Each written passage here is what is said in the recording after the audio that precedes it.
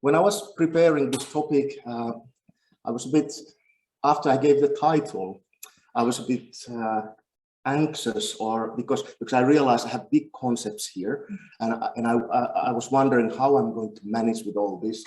And I hope to do justice for the not only the excellent conference and the people who are listening here, but also the importance of the topic. Little bit background already came, and I'm not going to, I'm only showing the nice picture. So yeah, and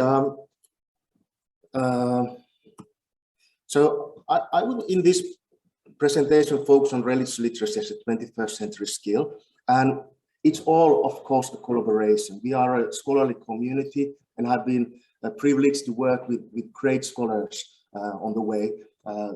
Several of them I'm mentioning here. Our project team and also Rob Friedrich contributed to the evaluation of the project among with other scholars. Something about religious literacy in Finnish society, and then of course the work with Caroline, Karin, Kok, and Edwin on professionalism and religious literacy and the development. And also I wish to acknowledge that there is actually a junior researcher from University of Stockholm and University of Helsinki, Cecilia Eskilsson, who's working on this kind of very topic, trying to grapple with these concepts on an empirical level. So I will focus more on the theoretical questions and so on. But I haven't been able to find results from her result. I think it's because of the COVID, she hasn't been able to complete the empirical part. But I'm looking forward to her research on the topic. So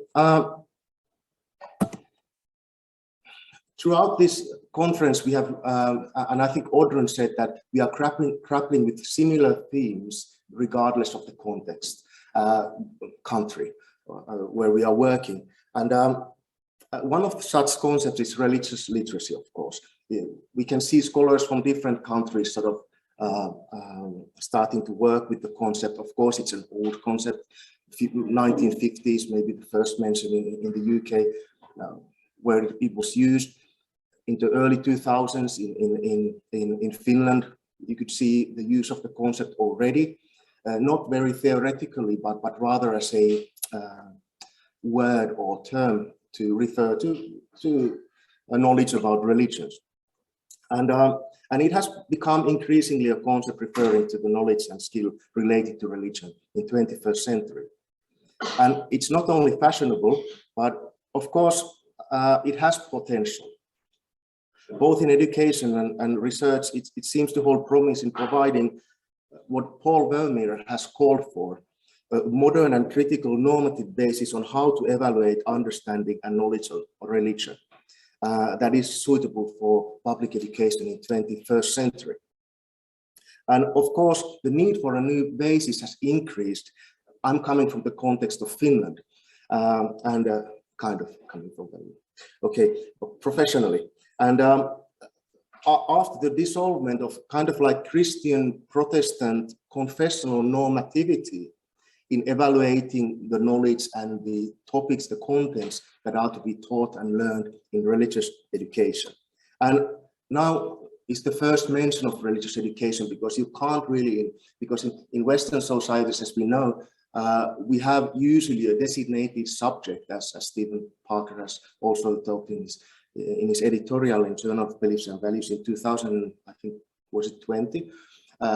We have a designated subject that sort of grapples and handles knowledge related to religion in public education. So it's sort of, if you talk about religious literacy, you're always at the same time talking also about religious education. And that's the same way I'm going to sort of proceed with this presentation.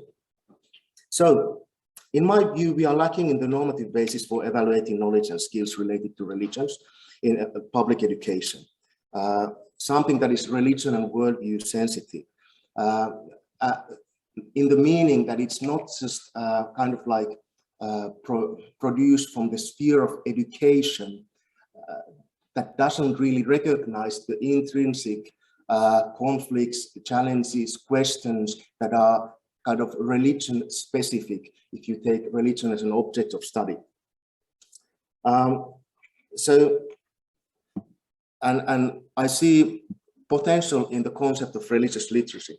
We can see that it's a relevant concept in many spheres today. I'm not going to go through these, but many different contexts have been used in relation to religious literacy. You can see just a few here where it has been applied.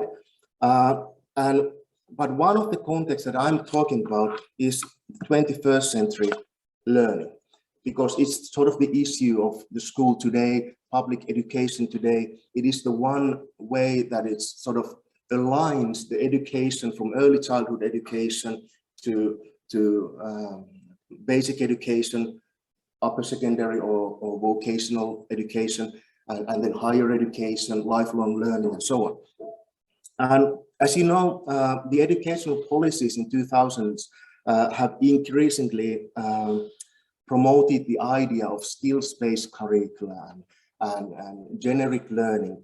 There are concepts like new learning skills, transferable skills, generic skills, and they all refer to similar kind of understanding of prevalence of kind of applicable transferable learning skills that, regardless of the context changing, regardless of the times changing, are still relevant. So in 20 years, we get now the skills basis.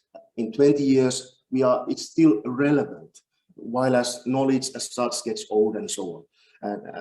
And that's sort of the main idea: how to provide skills for citizens to navigate in the 21st century. The societies that are full of knowledge, that are complex, changing, evolving, even have inner conflicts and so on. And similarly, in Finland, we have had the reform in education in 2000, and there are several sort of key points that have been sort of underlined in such a reform that I feel that are common with your context as well. So how to provide, of course, better curricular conditions for successful teaching and learning, and then, of course, even if we are still working subject-based curricula, we have to think of ways how to sort of, should I say, overcome this challenge of fragmentarization of knowledge and so on, and to get more generic themes, maybe towards inquiry-based learning and so on.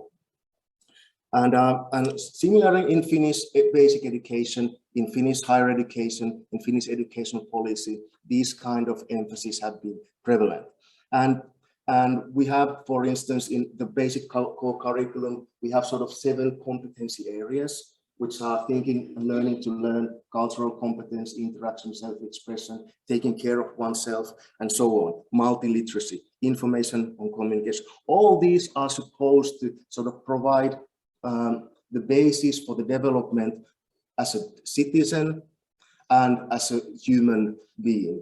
They have sort of used these both concepts by each other, so sort of distinguishing between these two. But so referring to the sort of whole development of the personhood and so on. So this is the sort of background, and in line with this, we also did a project on 21st century skills, developing RE teacher education in Finland. And it included me, Arto Kallioniemi, whom you know, and Kaisa Viinikka, whom you know, Tuuli Lipiäinen, and also Jasmin Rekinen as researchers or part-time researchers. And we did a 3-year development project in which we looked at RE teacher education, how to develop it, what kind of questions there are, particular questions if we are trying to incorporate and enhance the question of 21st century learning in RE teacher education. And it included the institutions of University of Helsinki Faculty of Theology, and also from there teacher education. It's a bit different name, but anyway. And same thing, University of Eastern Finland School of Theology, it's a department, and School of Applied Sciences in Education, and teacher education. So we included these as the main actors because these are the main actors giving Finnish RE teacher education in Finland. We also have some in Turku and both Finnish and Swedish there, but we included these two institutions in this, basically because their disciplinary background in theology is similar. That's a short reason why. And we try to do research-informed project and sort of analyze the curricula and the conceptions of the students and RE students and so on during their pedagogical training. The main idea being that we should look at the RE teacher education, even though they do their 1 year in teacher education institution and 4 years in theological department, we have to look at it as a whole. That's 5 years of RE teacher education. So what should we do with these 4 years to sort of enhance their RE teacher education in general, and especially in light of the new curricular objectives and emphasis on skills-based learning, 21st century skills, and so on. So that was sort of in the nutshell the main idea. And we had process evaluation and also evaluation from our international expert group and who gave some feedback and criticism and so on of the process. And in the end, we gave 13 different recommendations. And I'm not going to read through them all here, but and it's anyway small. And it can be read from the forthcoming Rob Freethy, Friedrich Schweitzer, Henrik Simojoki. Is there someone else? Stephen Parker book that will be out in half a year, probably. Yeah. So in English, so it's coming out in English. We have published in Finnish the report already. And we gave some recommendations on the basis of, and it was a research-based or research-informed project, and we had research questions and so on, but some recommendations. And I'm going to select a few that sort of give the idea of what we emphasized and is sort of the background, one important aspect of what I'm talking about today. Number 4, 21st century skills frameworks brings a new tool for evaluating the work skills relevance of studies in theology and may support overcoming the fragmented nature of their studies. The discipline-based core contents should be analyzed in light of these skills. 7, in order to develop 21st century skills as a teacher's professional skill, the pre-service teacher should reflect one's own generic skills, the skill how to teach with, the skill how to teach pupils with generic skills, and the pre-service teacher should be able to define professional learning objectives and evaluate one's own progress in these respective professional skill areas. The development of didactics of RE should also acknowledge the integral role of generic skills, skills-based learning and instruction, and multimodal literacies in recent curricular policy and thought. So basically, like RE teacher education should be concerned. What does it mean to have, as a RE student teacher, to have 21st century skills or transferable skills? What does it mean to teach with those skills? And what does it mean to facilitate learning into those skills with students? How to sort of make the instruction aligned in the professional practice. But there are, of course, during the project, there were challenges that we recognized also with the help of the criticism, but also throughout. Namely, does skill in teaching equal to a good teacher? Does effective instruction equal to good education? And then coming to the issue of religious literacy, does being able to read equal to being literate? Now, previously, I have advocated religious literacy as a professional skill of teachers, that it incorporates 4 areas. Recognizing religious literacy as a curricular objective, learning what I'm to learn and what the students are to learn. Then as a quality criterion, how to evaluate the practices of schools, whether they are literate and so on. As legitimacy politics, how the concept is being used politically to support the cause of, say, minority religions in the or the current RE solution in Finland, how it's being used for that purpose, or for integrated RE as well. But anyway, for advocating for it, so it's used in many ways. And understand it as a professional competence that includes also a realization and reflection of these aspects, but also the ethical aspect of being a teacher. What does it mean? And having a basis of professional ethics. So basically, I've argued that the practice of teaching, and which I think we agree with, is that we have to have ideals beyond the act of teaching skills to avoid instrumentalization and technicalization of education. And I think today, Finland, teacher education is falling to a kind of positivist trap, where what is researched mainly becomes what is a teacher. And as we are researching teaching and instruction, learning and instruction, we think that that's what a teacher is, and it's emphasized in our curriculums as well, in teacher education. So we have to go beyond the act, and so okay. But I will look first, second, third, critically at the question what I mean by religious literacy. And now you could say quite easily, and it's also, I have written about it like that, you could say that a basic description would be a competence, say knowledge, skills, and attitudes for critical reading, identifying, recognizing, understanding, analyzing, distinguishing, evaluating, contesting of religion in different contexts, and also in applying this critical reading of religion appropriately to different topics and practices.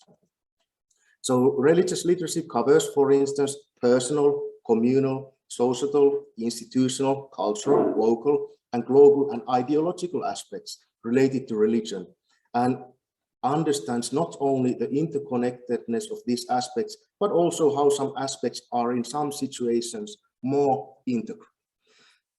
This would be kind of like the usual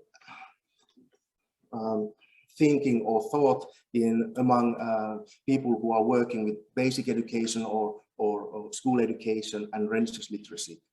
This would be quite common, I would say. And of course, its background is the conception by Moore and her definition.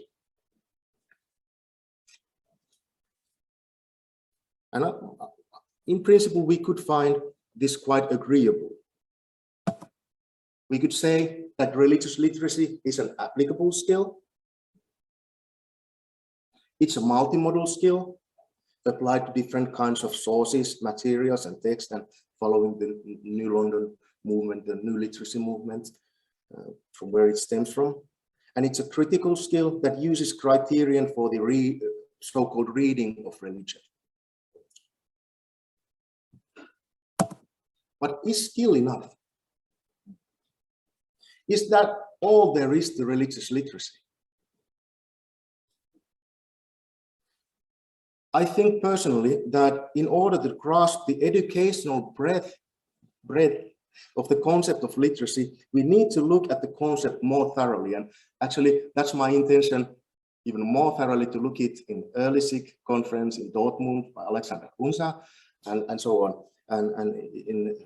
But anyway, so in the narrowest original sense, literacy has referred to reading of text, yes, like the basic act of reading, such as books and so on.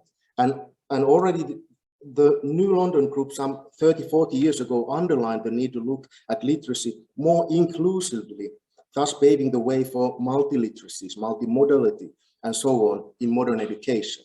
And they advocated for the situatedness of applying literacy. So it's kind of like social cultural background thought there. Names like G and Luke and so on. And however, as in literature, there has been an expansion of literacies. Now it seems like everything is literacy, and it's used as a sort of tool to identify, and it's used in different domains, often to legitimize, of course, for certain reasons. One thing that is often overlooked is the wealth of meaning inherent in the use of concept of literacy, like originally or in general. So one aspect that is often overlooked is the transformative and empowering beliefs that literacy entails. Something that was inherent in the work of the scholars of the new literacy movement, or still is, like G, Barton, and Luke. For instance, it's hard to argue against the claim that the spread of literacy in Europe after the Middle Ages has paved way for social reforms, equality, often lessened poverty, for instance, in Europe, and so on, as Luke describes. Literacy is essentially a concept of hope, of better tomorrow society and humanity. And second, becoming literate is to become educated in the broad sense. And the concept we often use, Bildung, rather than say analyze, read, and understand an object. The emphasis in education on cognitive thinking narrows the potential of religious literacy. One could actually argue that without the conception of Bildung as a unifying purpose, the multiple literacies in education may or tend to become fragmented, instrumentalist, and without purpose, beyond knowing about how to do, to apply. It neglects the personal and moral development intertwined in the action of teaching, learning, and education. So becoming literate is cultivating humanity to promote better tomorrow, better societies, and better conditions for human life and life in general. So, for instance, lately, as part of the study in science education, Sjöström, Fredriks, Juin, and Eilks have analyzed the use of concepts of Bildung in recent literature, educational literature. And I'm just going to sort of read through to get the idea. So there are different ways of Bildung, of course. But of course, von Humboldt's classical Bildung, knowledge that changing fundamentally human being, becoming a Kantian subject, individualization. B, Anglo-American liberal education, lifelong learning, critical individuals. C, Scandinavian folk Bildung, education for all, civic responsible citizens, individuality. D, democratic education, do, pragmatism, school for all. And E,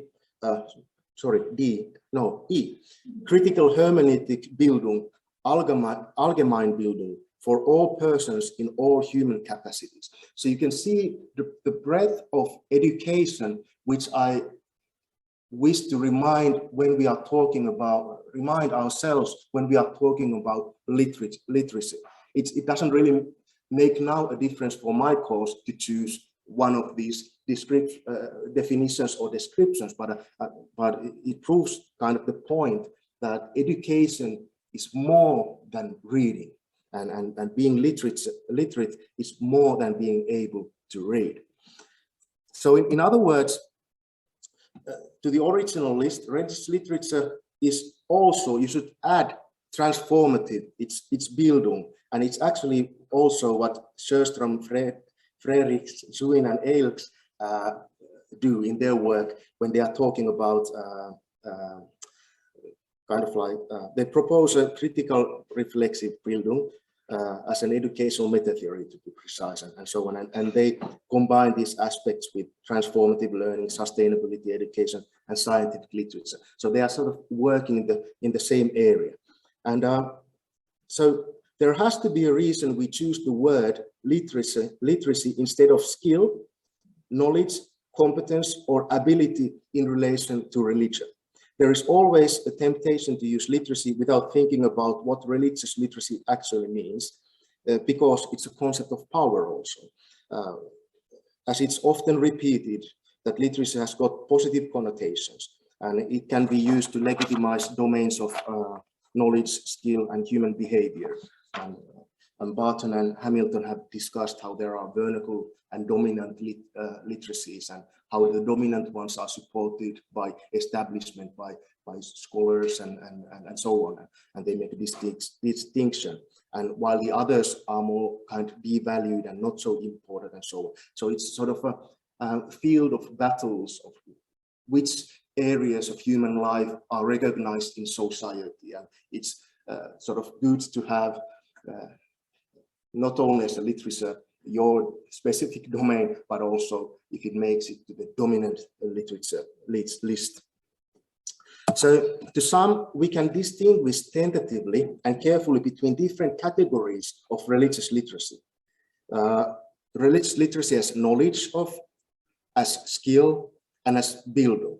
And it affects the assessment and, of course, the thought of applicability.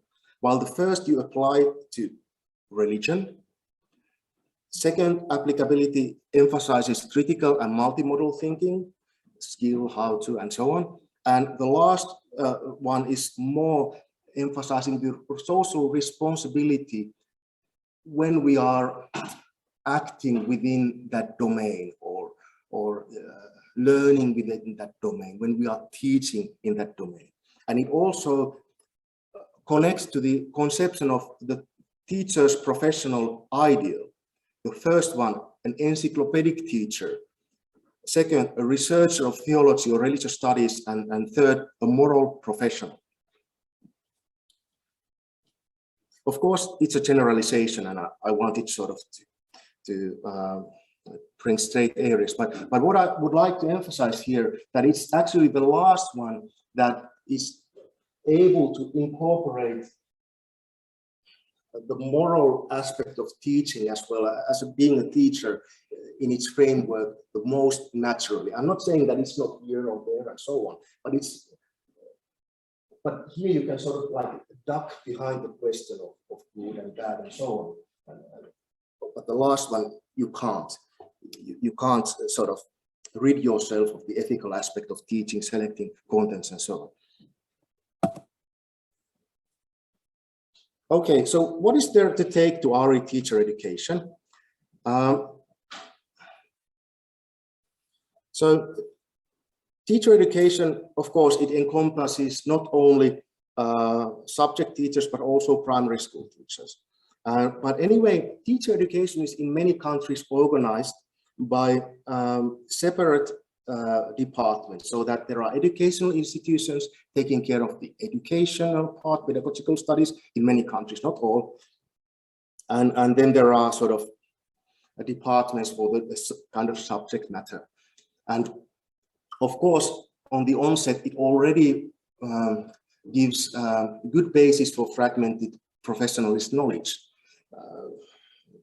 Because there are separate places where things happen and they are theoretically not always aligned. And in those institutions, there is a variation in whether the teacher education with regards to teaching about religion and worldviews emphasizes subject didactics or applied educational sciences. This is the case in Finland especially. So as the name suggests, the latter approach merely applies generic educational theories to teaching content that happens to be about religion, like 21st century skills applying, that happens to be contents related to religion. At the same time, the former, subject didactics, suffers from something like a post-confessional trauma, where, say, like the old theories on the religious cognitive development of a child, you remember Tamminen and all those big names, it's sort of hard to find the relevance of it. You can use it, but in principle, we are trying to claim that the development of religious thinking is, especially because there could be an aspect of religiosity in it, it's like a maturation process, and those theories can help you to understand what goes on in the thinking of the child, yes, but education doesn't really affect that. Why? Because we are in the post-confessional trauma. We do not want to give confessional, devotional, faith formation education. So it's safer sort of to leave that question a bit aside. So we are in a post-confessional trauma, in my opinion. And so So it gives understanding merely on the capacity to understand concepts, something that would fall under the umbrella of term knowledge of student characteristics or such and so on. And the problem that has surfaced in RE teacher education, especially in Finland, is that we no longer have a basis for the religious literacy either. So RE teacher education is a field of gaps in where we trust the future teachers to build relevant bridges that we ourselves have not crossed, not built, nor seen. And the same problem concerns religious education as well. In many countries, the dissolvement of what could be termed confessional religious education has coincided with the, and again, you would say that Finland is a kind of confessional system, but it's more similar to other Nordic countries and maybe Western Baltic countries, I don't know, than it would look on the onset. The class, what goes on in the classroom, what is being taught. So it's my sense that there are more similarities regardless of the module, especially if you go to Lutheran religious education in Finland. So, and this dissolvement has coincided with the loss of connection between academic study of religion and religious education. So the conception of theology is easily styled in education, and the role of theology and religious study is merely reduced as a tool for presenting, identifying, and organizing and naming contents for religious education. Again, resembling a narrow concept of religious literacy. It's not that among theologians, by the way, the conception of education is that sophisticated either. So there is sort of a gap between these two realms. And this has been reported also by Copley and Freethie and Davies in their recent work. Well, Freethie and Davies refer to Copley's work and take the idea further to a certain direction. I'm going as well in a moment. But they describe that how since certain developments in early 1970s, religious educators were inclined towards a certain type of religious studies, while theology was often scorned as having bias and being inherently Christian. And also as academic theologians showed little interest in the subject at school, there too religious education lost connection with the developments of theology, and theology became marginalized in RE.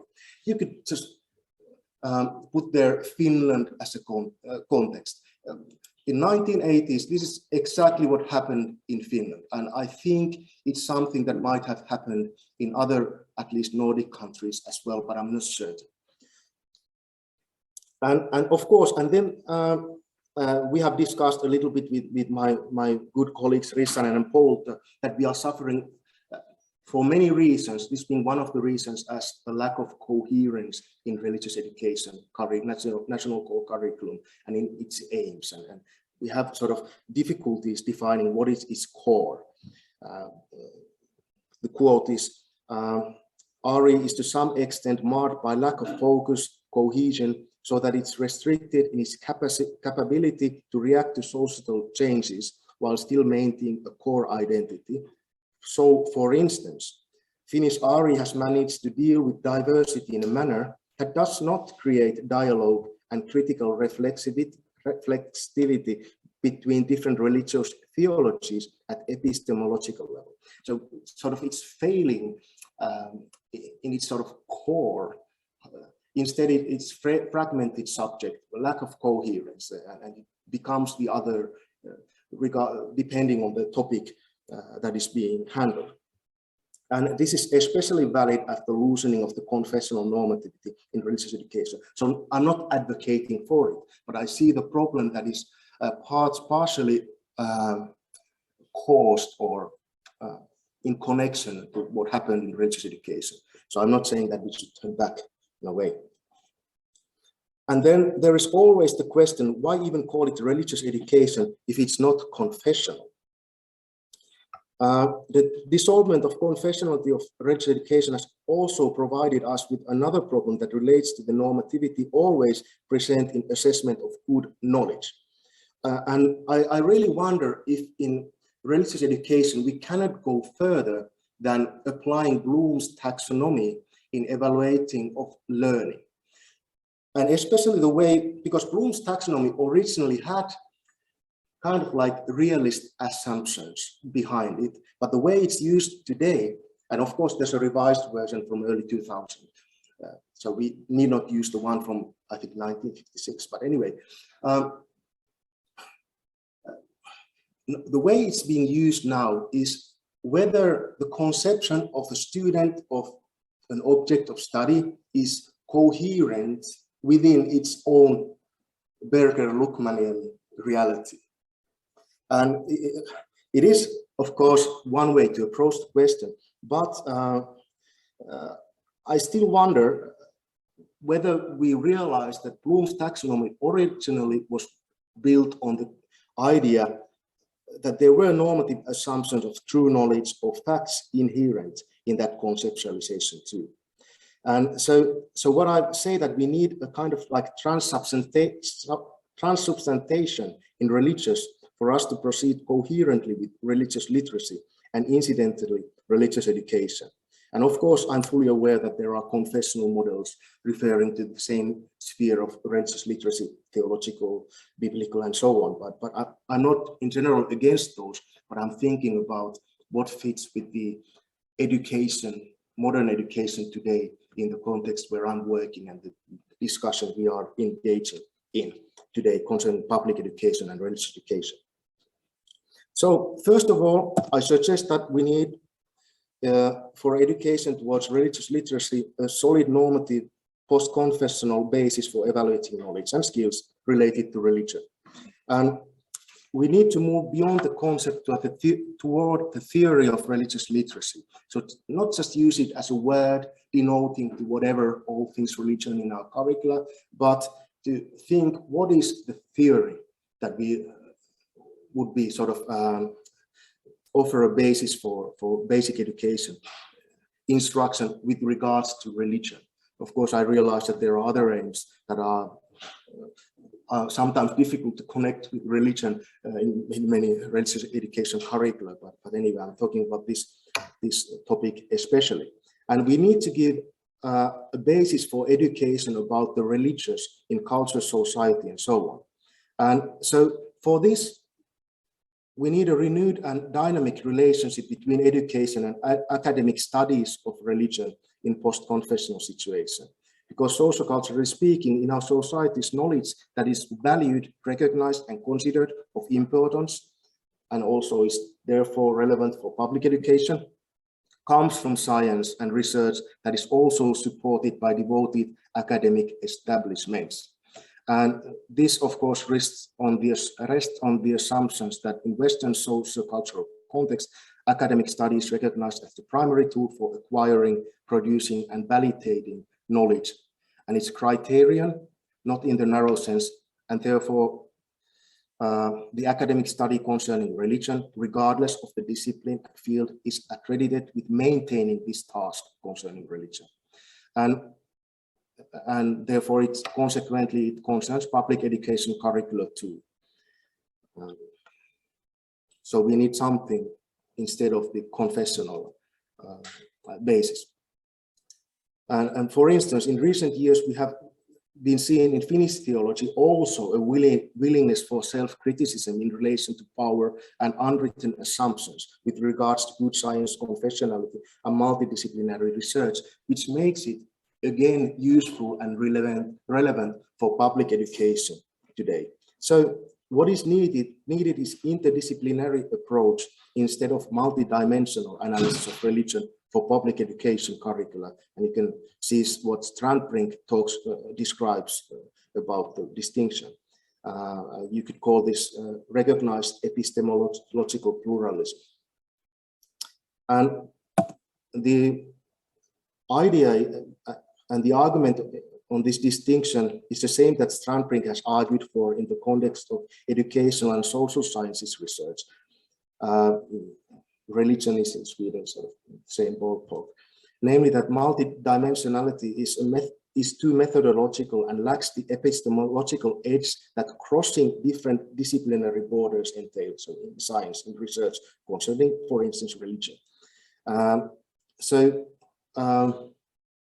One could perhaps claim that multidimensional approach to religion relies at face value less on recognizing paradigmatic disciplinary borders with regards to knowledge, theories, and research on religion, but both approaches do recognize multidimensionality of religion. And this is crucial. The what and how in education are connected with each other, as Biesta has described, for instance. It can be said that when discussing religious literacy and public education, the inclusivity of what and how are integral. We have to have a broad inclusive what and how when we are talking about religious literacy. So the what includes not only the topics traditionally identified as theological, but also being able to identify aspects and patterns in life and societies outside the traditional boundaries of theology and even religious studies, but which understanding are sufficiently or decisively aided by knowledge produced by academic study of religion. This is what is intertwined with how, so that the identification process is connected with diverse methodologies, practices, and disciplinary criterion for producing good knowledge concerning religion. And this is the kind of modern conception of theology that the work of Rob and Frithien Davis have been doing. And I have to say that in their conception, my interpretation, theology is not just theology, but it includes religious studies or disciplines that research religion. So it's not in the narrow sense. They use theology, quote, as a multi or interdisciplinary field of inquiry encompassing theories and concepts, interpretations and perspectives, and or methodologies and methods shared with other disciplines, and quote ends. And they advocate not looking at traditional theological disciplines only, such as systematic theology and so on, but also humanities. And the theology covers not only theologies of, say, Christian denominations or other religions or alike, but also contemporary theological traditions such as post-colonial, eco-theology, neo-orthodox, or feminist, and so on. So furthermore, they argue to incorporate the conception of theology to refer to contents and topics, what, and methods and practices, how of theologizing. If we are the further religious literacy, we need to incorporate not only contents related to religion, but also understanding of the methods and disciplinary frameworks in how contents on what is considered to be known and desirable to be known have been come onto and produced. And I argue that this is also from where the true critical skill in religious literacy stems from. Recognizing the contextuality of theology, theologies, and interdisciplinary studies of religion in what is being asked, studied, and conceptualized, and how this is being done. I wish not call this theological literacy for several reasons. I draw from other disciplines than theology too. I view theology as one contextualized group of scientific inquiries, and theologies as one of the many systems in the context of religion. And third, the end aim of public education is to gain understanding on religion, not theology. And this again supports reason number one. So to conclude, religion needs to be tied into the academic studies of religion that approaches religion as a distinctive domain, even if interconnected with methods appropriate to the study of religion, and produce relevant conceptualizations. Otherwise, we could make religious literacy as cultural literacy, applied cultural literacy to topics related to religion, basically what Hirsch, how he used sort of religion in his cultural literature conception, or just critical literature applied to concepts related to religion. Finally, if there is no relation between the what and how in religious literacy, then we are sufficient, as I said, with Hirsch cultural literacy. In other words, the what, religion or religious, and how, literature, and being literate have to be interrelated. So now, to turn to the end, what does this mean to teacher education? That religious literacy is a professional competence. Professionalism intertwines professional ethics, identity with and professional identity with professional competence. And I have earlier argued that, however, quote, arguably, in order for the teacher to gain religious literacy as a critical professional skill, it should entail reflective metacognitive understanding of the four domains mentioned earlier. For instance, with regards to curricular objectives, how to promote skills related to it, and so on. Furthermore, the teacher should be able to examine one's own relationship and understanding to religion, and so on, quote ends. However, in order to facilitate the development of religious literacy in RE teacher professionalism in the 21st century, we need to emphasize the scientific basis of religious literacy, the informed and inclusive approach with the focus on religion. So I have sort of marked down the religious literacy in different kind of categories. We need to sort of get to this informed approach from different disciplines that recognize the different disciplines and their starting points and so on. This also means that within theology, us following the Schleiermacher disciplines should go beyond them and focus on religion. Those disciplines are only tools, methods, and have produced conceptualizations, but easily become fragmented areas with strict boundaries. Our RE teachers of today and tomorrow need understanding on the how and not just restrict on just the what, as I have to admit our curricula in theology and religious studies often does. So they need basis for the literacy that is applicable, multimodal, critical, transformative, and building. And final slide, may I? No, it's kind of final slide. Finally, if we support the RE teachers to have 21st century skills, to teach with 21st century skills, to facilitate learning in 21st century skills among students concerning religion or about religion, we need one new theoretical and empirical focus on religious literacy and its development in an individual pupil or from toward a professionalist in religious education. We need to preach how, in which ways, through which processes religion and religious is being conceptualized in different disciplines today with education curricula, instead of perceiving theology or religious studies merely as content providers for religious education. We need RE didactics to look both ways, to educational theory and practice, but also expand its horizon in the academic studies of religion and bridge this gap that has formed in the past decades. We need a curricula apply this outcome on how learning about religion is facilitated and progressive literacy development is supported. We need comprehensive teacher education that focuses on the development of professionalist religious literacy in relation to professional pedagogical reflection, but also intertwined with the practice.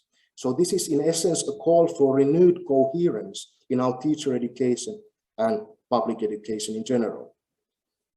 Therefore, we also need to re-evaluate the structures of RE subject teacher education so we can renew teacher education for 21st century. For instance, what if we could combine teacher practice, thesis in major subject with disciplinary knowledge on religion and educational science? What if we could explore the full educational potential of religious literacy in how to develop RE teachers of tomorrow and today? And what if such an education, it would concern all teachers, not just RE teachers? Thank you very much for your patience, and I'm looking forward for Olga's remarks on my thoughts. Thank you very much.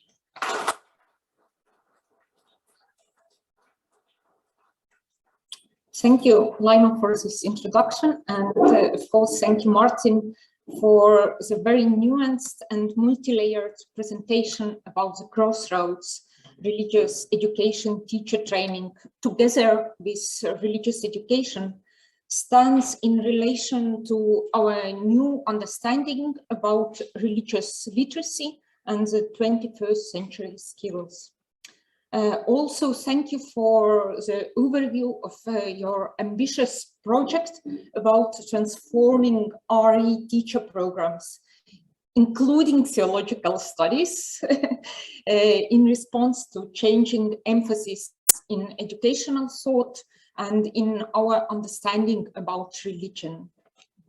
You have asked very important and I would say even existential questions RE and RE teacher programs face. How religious education and corresponding teacher training should be developed to be meaningful for the growing body of students who live in digitalized global world with mixed non-binary religious and non-religious identities. More precisely, from several questions highlighted by your presentation, I mention just some. How to overcome the fragmented knowledge in RE teacher programs, very loose or even non-existent links between studies in education and theology or religious studies. Or the question about how should we teach RE subject didactics, or should we instead teach applied educational sciences? And this question is very much to do with previous one. Or are we in danger of instrumentalizing teaching by focusing on measurable outcomes and learning instead of paying attention to Bildung aspect of education and human encounter of people during learning process? Do we apply it only to RE at schools or also in our teacher education programs? What is the non-confessional normativity for religious education? Can academic study of religion be the basis for what and how we teach? So your presentation was really rich of different questions, and you proposed also some answers, but I think that the more important that we ask these questions. And of course, we try to answer, even if the answers can change in time. And your presentation was made from Finnish perspective, but it is indeed very informative beyond it as well. Just to have another perspective, let me address here Estonian one. I have claimed in some of my papers that Estonia is kind of laboratory for religious education. In our country, you can find here schools with non-confessional religious study approach of RE. Also, there are just few schools who have this subject. And RE in these schools may be either elective subject or mandatory, for example, for the students specializing in humanities. Also, you can find some Christian schools with mostly oecumenical religious education and many schools with no RE at all. This makes Estonia an interesting case to learn about different possible scenarios for RE, not only in Estonia, but also in other countries. Although we have RE in really few schools, the educational background of teachers varies very much. We have teachers of different subjects. It can be history teachers or literature teachers, even some math teachers teach religious education. And many of them have no formal education on religion at all. They are so-called self-learned religion. But we have also fully equipped religious education professionals. I know you know Celia Harm's doctoral thesis, but others don't. Celia Harm, my recent doctoral student, have researched these different teachers, with really in-depth interviews. And based on her research, she analyzed 3 main possible future models in the view of the professionalism of RE teacher in Estonia. But this model, what she worked out for Estonia, may be or become relevant to other countries as well. I think that your paper, Martin, takes almost for granted this first model. And of course, it is a model what you find not only in Finland, but also in Sweden or Norway, that namely that RE is an independent subject. And this makes it much easier to think about religious literacy and how to develop it. Here we take disciplinary approach, and as you propose, the legitimate knowledge is science-based, theological or religious studies-based knowledge about religion. Teacher education would need to equip teachers in such model with theology/religious studies and subject didactics, as described by your presentation, Martin. Also, Harm also favors this model, especially in the view of professionalism of teachers. This is not the only model, what is on the table. The second model, what she recognizes, at least in Estonian context, is RE as she calls ancillary subject for some other subjects, such as history, literature, or arts. We can have in history lessons a module about, for example, history of Christianity, or in literature we have myth from different religions, and so on and so on. Respectively, perspective of humanities, social sciences, or art is applied in dealing with religion according to this model. In Estonia, by the way, our Ministry of Education sees no possibility to introduce RE as mandatory subject, not even one course for the whole school years, but favors exactly this model, that religion is dealt with in the framework of other subjects. But I think that it is not entirely impossible scenario also in other countries as well. The general tendency in educational thought is to reduce subject content and fragmentation of knowledge, also to overcome the subject boundaries, for example, by introducing compound subjects, such as subjects of social sciences, instead of separate history, civics, personal education, and RE, as already done in Iceland and Latvia, I think also. Or RE could be part of new subject called humanities, together with literature, philosophy, languages. What would this mean for teacher education? Probably much less education in the field of religion, and more emphasis on applied educational sciences instead of religion subject didactics. In Estonia, and probably in other countries as well, one of the strategies to give the students more agency is to increase the amount of electives in the expense of compulsory subjects.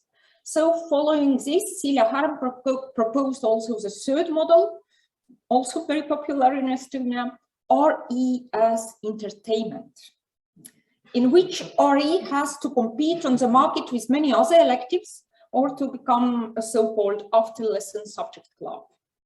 In such model, attractiveness of the subject becomes the most important thing, what may become in expense of balanced representation of religion.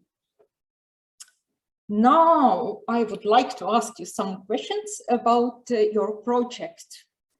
The first two questions are actually just questions about examples and of how you improved your study programs, and especially related to major or subject-specific studies in your teacher program. And probably I ask these two questions together. I found very fresh your thought about inclusion of not only theology and religious studies in the programs of RE teachers, and I would like to ask if at your university did you include any subjects from other fields as well, not only religious studies and theology, such as, for example, anthropology or folkloristics or semiotics or anything else dealing with religion. And the second question concerning majors, the fourth recommendation you had really intrigued. I quote, 21st century skills framework brings a new tool for evaluating the work skills relevance of studies in theology and may support overcoming the fragmented nature of studies. This discipline-based core contents should be analyzed in the light of these skills, end of the quote. At least in our university, different educational concepts are more eagerly applied in subject didactics and also in pedagogical subjects, but not so easily or self-evidently in major studies. So I'm more than curious to ask, would you bring some concrete examples of how new approaches were applied in theological studies at your university? To promote 21st skills. Do you want to reply now? Or? Okay, no, yeah. Thank you, Olga. I will continue with my, but just quickly. Yeah. In short, thank you very much for this criticism. Actually, I noticed 3 areas because it was Celia as well, based from there. But I'm starting with these questions that you presented me. Yes, in practice, what we did, it affected we took an outlook that 21st century skills will be presented in the courses in either the objective methods or contents and so on, or the assessment. So somewhere, and we gave agency to the faculty. One of the problems related to number 3 is that we need to ensure that the faculty also has pedagogical training that is adequate so they understand the educational concepts if we are to incorporate what is going on in general educational policy discourse and the aims. And in addition, we shouldn't look in isolation the 21st century skills from the generic developments that can be seen in the structures of higher education, the Bologna process, and also at the theoretical level, the constructivist turn from mid-90s. So what is happening in schools today, the skills-based approach, is a direct continuum of what has been going on and so on. And I would have wanted to answer a little bit about concerning the RE and if there's a subject or not, what to do with religious literacy, but we didn't really ask that question. But you can. Okay. So since you asked,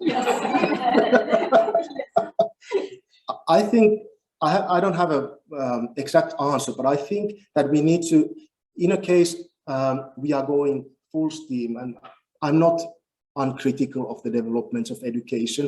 I'm not uncritical of the question of getting rid of the subjects in education, but it seems that's the direction we are more and more heading in education currently, inquiry-based, as we discussed earlier on during this conference. So in that case, I think we need to look, instead of subject didactics, and also it affects religious literacy, towards like didactics of modes, modalities, or didactics that are topical, that sort of go beyond the restrictions of subjects, but seek for commonalities in what has been traditionally in history, as you brought up, and some contents in RE and so on and so forth. But that's my hunch, is that the answer lies there. Should we comply with the developments that are going on in education?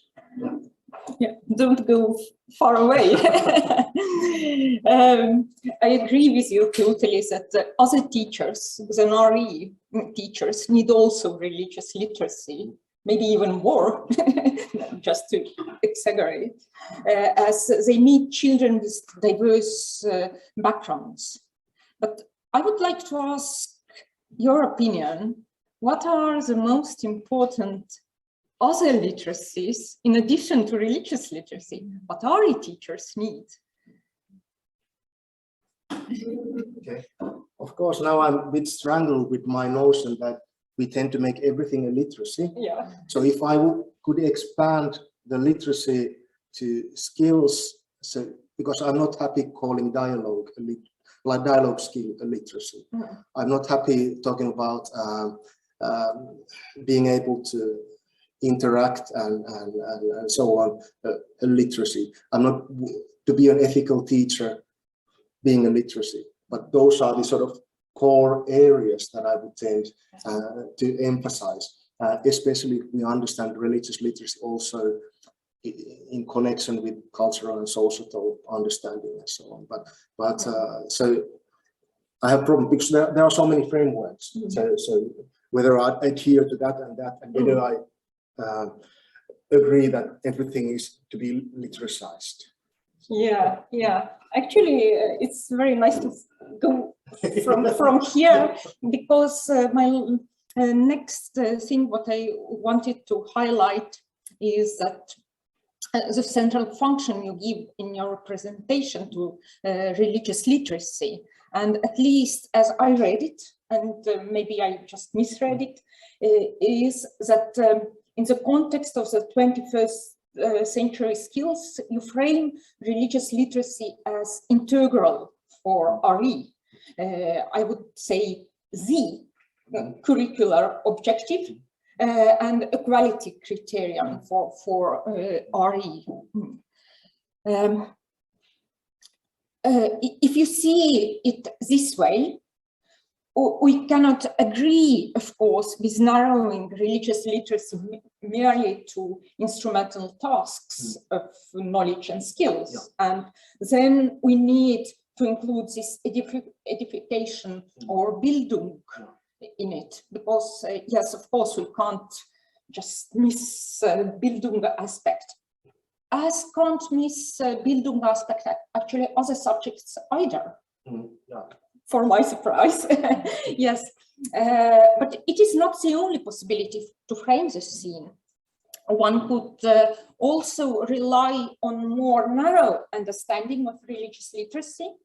In this case, one could say that in addition to religious literacy, understood as competencies, RE has the aims beyond providing religious literacy.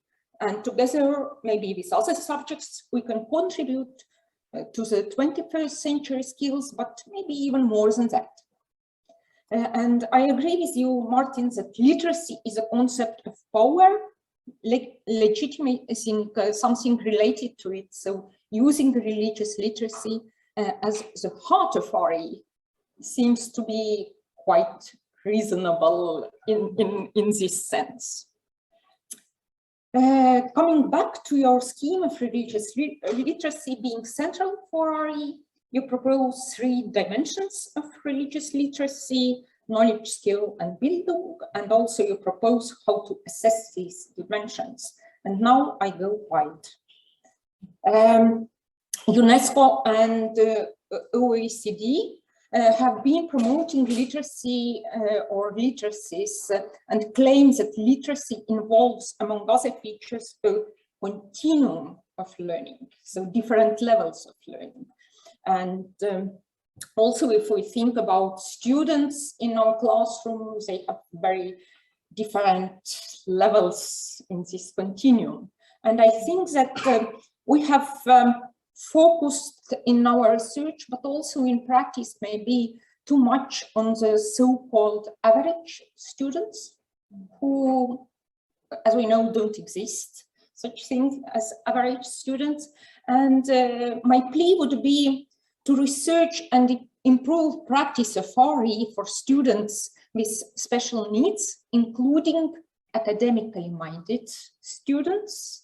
And just as one idea for these academically minded students, especially if we think that religious literacy is related somehow to science and scientific knowledge, maybe we could think about, as in other subjects, organizing international Olympiad for gifted students in religious literacy,